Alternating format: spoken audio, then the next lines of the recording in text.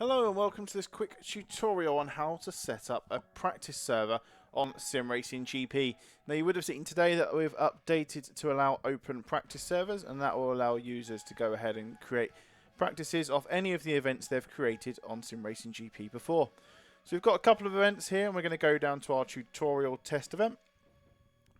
And you'll see a new button under the track called Create Practice. Now you've got a choice of launching a community practice, and that's if your community has any minutes remaining, or you can create your own private user practice, and this uses the fuel that you have saved up in your account.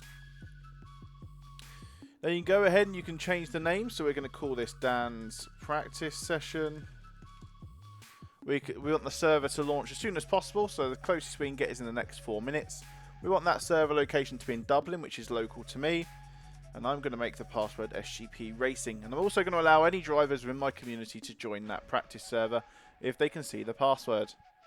Now I want to be able to practice for up to, I'm going to say 2 hours to practice. So I can see that I've got 62 hours left. I'm going to use 2 and that will leave me 60 hours remaining. I'm also going to have up to 8 other drivers allowed to join the practice server. Now in future, this duration and max race entries will be increased over time as we get through our initial testing phase. And once I'm happy, I hit create.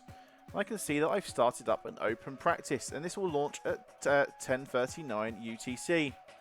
Now an open practice requires no registration, and you only need to join the event in any of the car that is available below. So we can see here on ACC that we've got all the GT3 selected.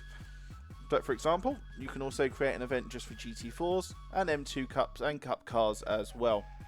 And drivers will be able to join that practice session. So in 3 minutes time, the practice server will launch. I'll be able to head over to ACC and I'll be able to join the practice server and go and take part. You've no need for anyone to register to take part in this session. As long as they can see the password or you've given them the password, they'll be able to join that practice server.